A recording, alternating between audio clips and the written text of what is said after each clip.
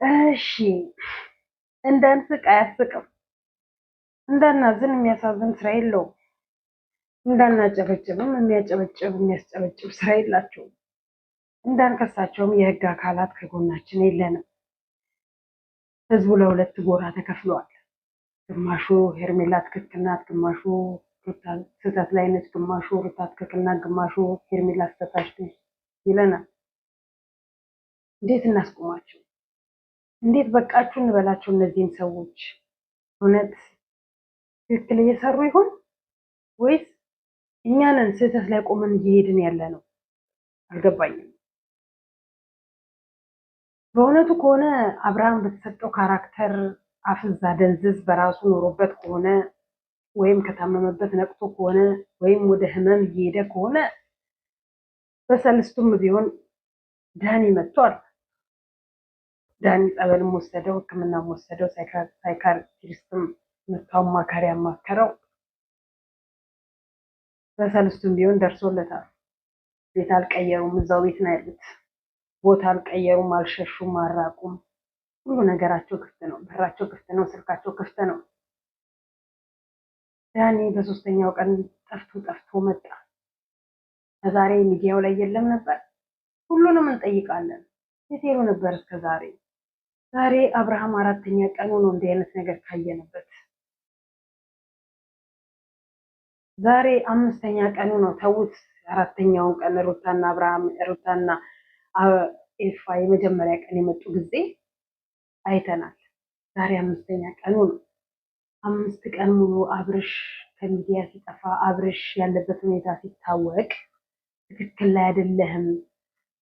አይደለህም ብለው ጸበልም ወሰዱ፣ ሕክምናም ወሰዱ፣ የትምም ወሰዱ። መጠየቅ ማማከር ያለባቸው በዙሪያው ያሉ ጓደኛ ነን የሚሉ በዙሪያው ያሉ ትላንት አብረው የተጫወቱ በዙሪያው ያሉ ትላንት አብረው የበሉ የጠጡ ናቸው።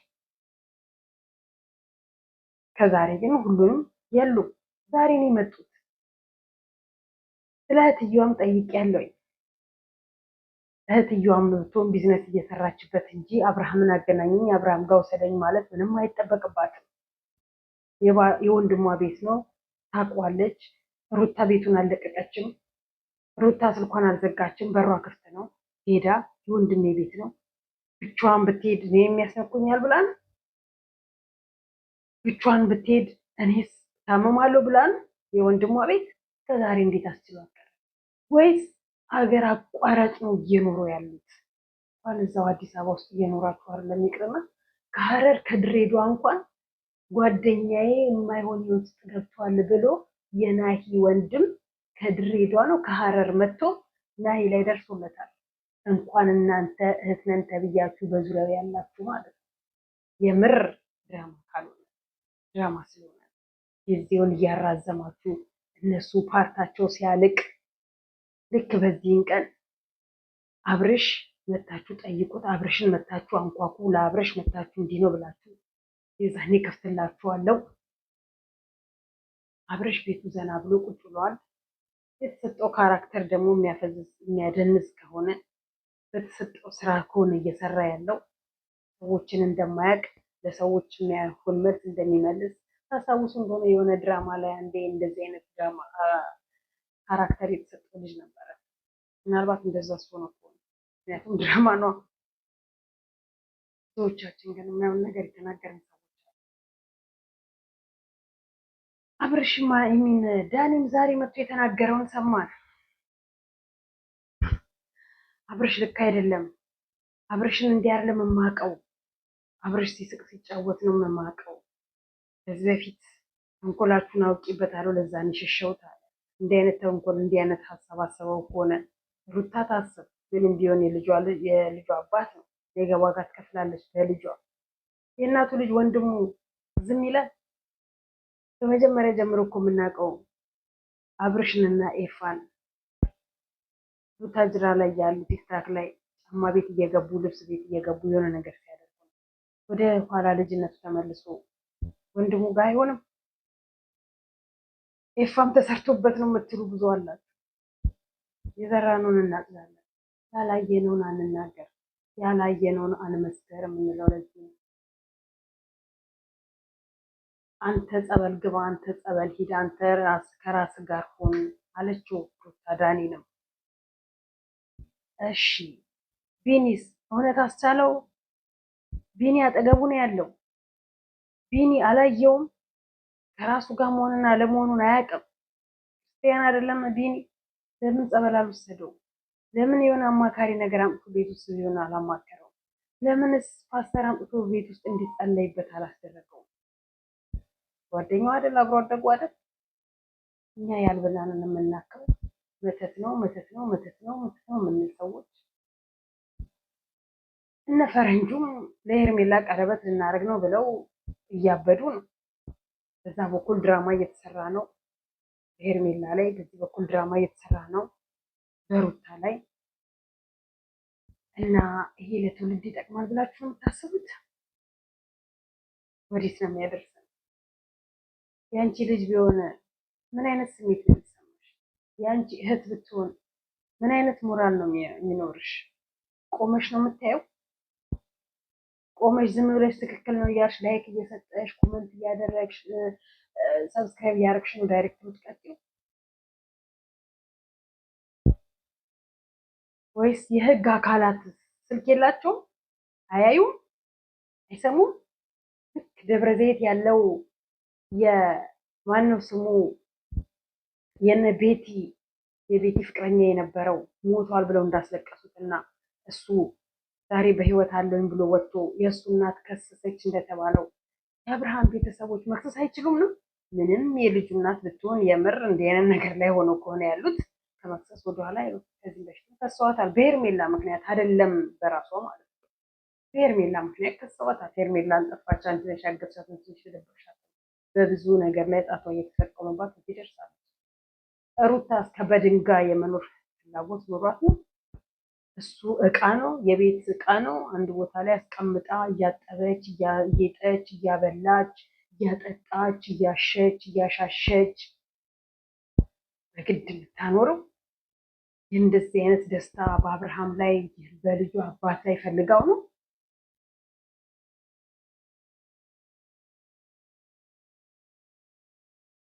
ማብቂያው መቼ ነው?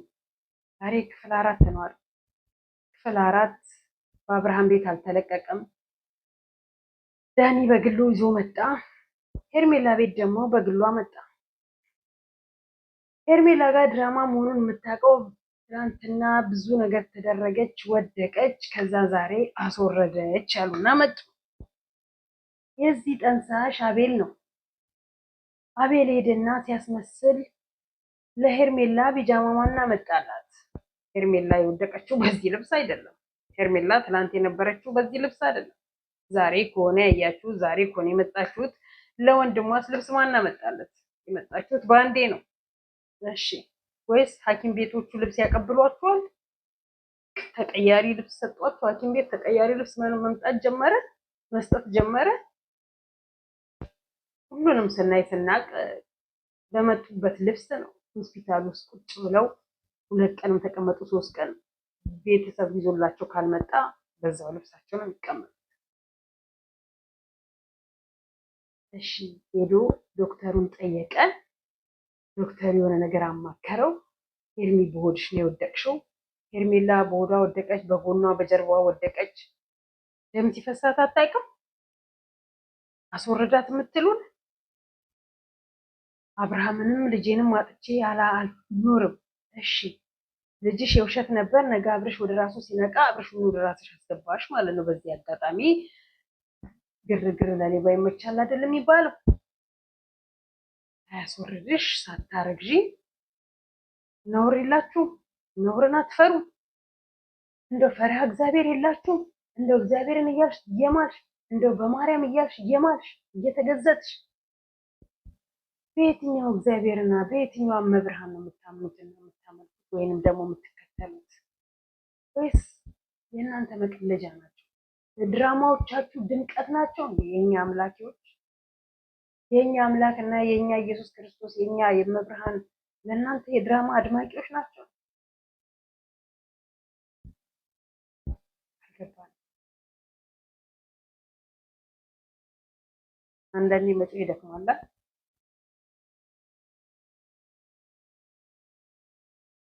ፌንት ያልሰራ ዩቲዩበር እና ያልተጠፈጠፈ ዩቲዩበር የለም። ሁሉም ዩቲዩበሮች ወንዶችም ቢሆኑ ሴቶች ቀምሰው ወንዶችም ቢሆኑ ሴቶች ፌንት በልተው ነው ዩቲዩበሮቻቸው ይሆነላቸው ያለ እና እኛም ፌንት እንስራ ወራችን እንዲስተካከልን። ከዛስ ግራ የገባኝ ነገር አሁንም ቢሆን ቡዜ እውነት የእናት አባቷ ልጅ ወንድሟ ቢሆን እውነት ለአብርሽ የምትጨናነቅ ብትሆን እውነት አብርሽን ልድረስለት ብላ ብትሆን ኖሮ ለራሳችሁ ማሰብ ትችላላችሁ። 3 ቀን 4 ቀን አይደለም የዕለት ውለታ ሄዳ ቤቷ አንኳኩታ መጠየቅ ትችላለች። አልደበቁትም፣ አልቀበሩትም። ያንኳካል፣ ያምያል፣ ይከፍታሉ። ግን እንዲራዘም ስለፈለገች ነው። በውስጥ እየሰራው ነው ብላ አትልም። ዛሬ መታ ተናገረችውን ሰምተናል። በውስጥ እያደረኩኝ ነው፣ በውስጥ እናንተ እንደምታስቡት አይደለም ብላ አትልም። እግዚአብሔር ይስጣት። እንደውም ዩቲዩብ ላይ እንደሚሉት አለማለቷ እዚህ ጋር መታ እያጸለይኩበት ነው፣ ከአንገቱ ላይ ያለውን አውልቄለት እየተጸለይበት ነው ብላ አለማለቷም እግዚአብሔር ይስጣት። እንዴት እንደሸወዳት አላውቅም። ምክንያቱም የዩቲዩብን ነገር ለቃቅማ ስለሆነ እሷ ዩቲዩብ ላይ እዛ የምትመጣው ከህዝብ የሚሰበሰበውን ሀሳብ ሰብታ ስለሆነ ዩቲዩብ የሚሰሩት ውሸቱንም ሐሰቱንም ዩቲዩብ ላይ የሚለጥፉት የኛ የምንናገረውን አይዲያ ሰብስበው ስለሆነ ማለት ነው። ጋሽዬስ እንዴት ዝም አለ? ጋሽዬ ልጁ አይደለም? ትንሽ ጊዜ ነው መቼም አብሮት ወጥቶ ቪዲዮ ሰርቷል። ከቡታጅራ አዲስ አበባ አርቁ ነው እንዴ? መቼም ጠዋት የተነሳ ማታ አይደርስም። ከድሬዳዋና ከአዲስ አበባ ከድሬዳዋና ከሐረርም ጠዋት ተነስታችሁ ማታ አዲስ አበባ ላይ ትገባላችሁ። አይቼዋለሁ። እንደውም አሁን ማታ ሙላ አይፈጅም። ሃይዌይ አዳዲስ ሃይዌዮች ስላሉ ማለት ነው። እኔ በፊቱ ነው በዋናው በአዲሱ መንገድ ነው ማለት። አሁን ግን ትልልቅ ሃይዌዮች ስለተሰሩ ወዲያው ይደረሳል። ራቀው ቡታጅራ ወይስ በልጆቹ ጨክኖ ነው ወይስ ልጆቹ አይደሉም? እውነት ድራማ ባይሆን ድራማ ስለሆነ ነው ይስሩ ብሎ የተዋቸው። አላየም እንዳትሉኝ፣ ድሮ ሲሰራው የነበረው ነው። ስልክ የለውም እንዳትሉኝ፣ ከነሱ እኩል ነው ስልክ ገዝቶ የሰጡት። ብቻውን መስራት ስለማይችል ነው እንትኑ ለኤፍሬም የተሰጠው እንጂ ቢቻል ጋሽዬም ብቻውን መስራት ይችል ነበር።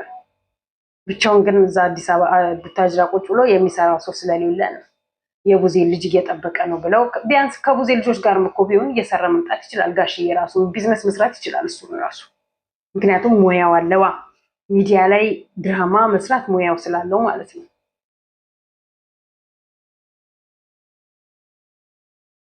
ሄርሜላ አብርሽዬን አምጡልኝ አብርሽዬ ትላለች። ያዞምባ ታነባለች ማርታ። ያዞምባ ያነባሉ እነ አቤል ወንድምየው የተለያየ ቦታ ላይ ካሜራማኑ ያቀርብልናል፣ ያሳየናል። ሄርሜላ እስካሁን ግሉኮስ የላትም ነበር። ልክ እነሱ ሲመጡ ግሉኮስ ተሰካላት። እሺ ነገስ ሀሳባችሁ ያልቅባችሁም? እኛም የምናደርገው ጠፍቶን ነው እንጂ እየጠየቅን ነው እያደረግን ነው አለ አቤል። አንድ ቀን ነው ቪዲዮ የሰራው።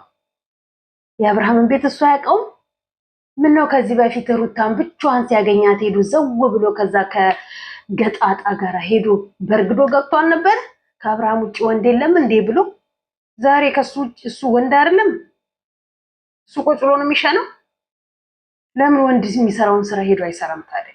ለምን ወንድ አይጫወቱም ታዲያ? ወንድ ከሆኑ ማለት ነው።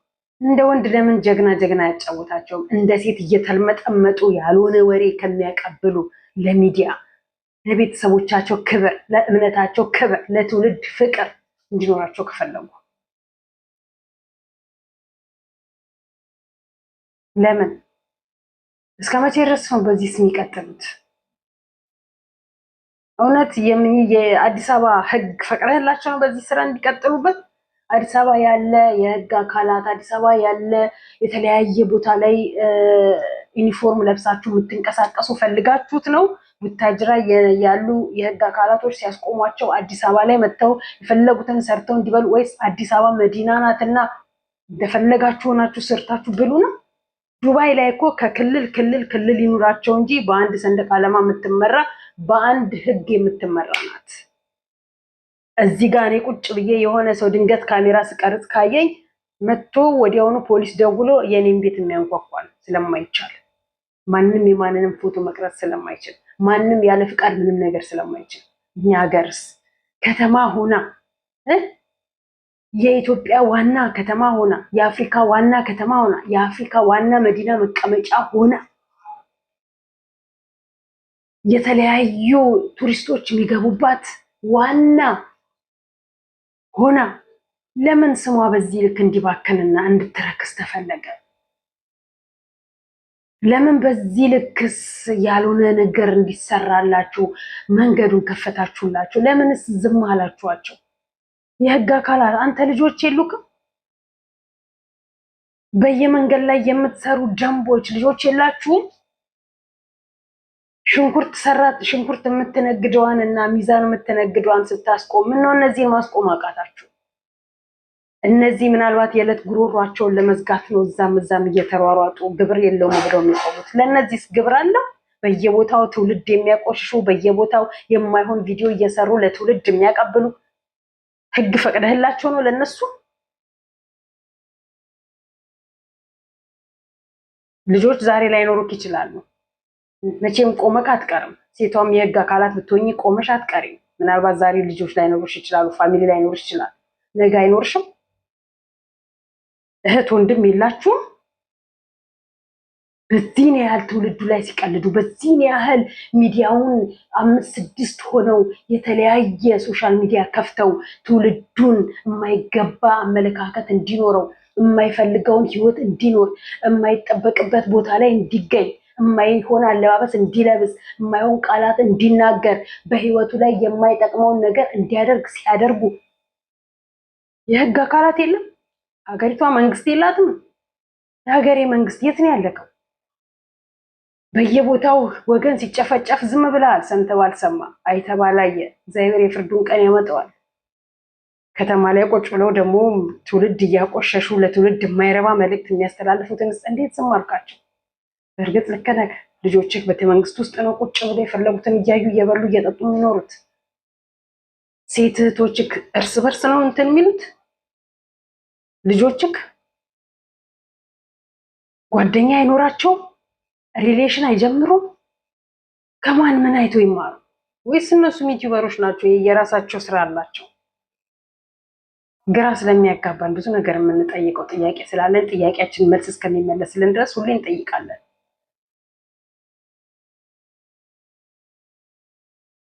አያስቁን፣ አያስደስቱን፣ ከንፈር አያስመጥጡን፣ አያስለቅሱን።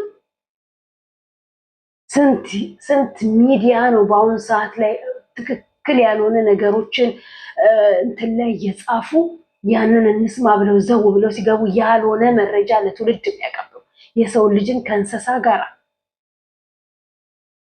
የእግዚአብሔርን ፍጡር ሰውን የሚያክል ነገር ከእንስሳ ጋር አንዲት ሴት ባሏ ከሌላ ወንድ ጋራ ሲማግጥ ደረስኩበት። አንድ ወንድ ከሚስቱ ጋራ ሌላ ወንድ ሲማግጥ ደረስኩበት።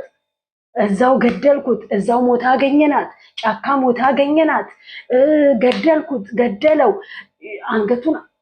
እንዴ ወዴት ነው እየሄድን ያለ ነው? ከዚህ በኋላ ያለው ትውልድስ ምን ላይ ነው መቆም የሚችለው? ምንድነው ሰርቶ ማግኘት የሚችለው? ህፃናቶች ትላንትና ዛሬ ሃይስኩል ላይ የሚማሩ ተማሪዎች እኮ ትላንትና የሆኝ እኮ ቲክታክ ላይ ቁጭ ብለው ጌም ሲቀጣቀጡ ትንንሽ ልጆች ናቸው ዛሬ ቲክታክ እየተጠቀሙ ያሉት። ትምህርት የለም። ተማሪ ሁላ መሀይም ሆኖ እንዲቀር የተደመደመባት ሀገር ሆናለች። ትውልድ እንዲጠፋ ተብላ የተደመደመባት ሀገር ሆናለች። ትውልድ ሳይማር ነው ዶክተር ዲግሪ፣ ዶክተር፣ ፓይለት፣ አብራሪ፣ ኢንጂነር ምናምን መሆን የሚችለው? ነገ ሐኪሙ ማን ነው? ታካሚው ማን ነው? ነገ አብራሪው ማን ነው? በራሪው ማን ነው? ያልተማረ መሀይም፣ ያልተማረ ትውልድ። መንግስት የሚሆነው ነገ ማን ነው? መሪው ማን ነው? ተመሪው ማን ነው? ያልተማረው ትውልድ፣ በሚዲያ የቆሸሸ ማንነት ያለው ትውልድ። የትኛው ትውልድ? የትኛው ስርዓት ያስያዝነው ትውልድ? ስርዓት ያስተማርነው ቀጥተን ያሳደግነው ትውልድ? የትኛው የሚሰማን ትውልድ? ሁላችንም በየቤታችን ይገባል። ዛሬ ዝም ያለ፣ ዛሬ ያልጮኸን፣ ነገ ቤታችን እንኳን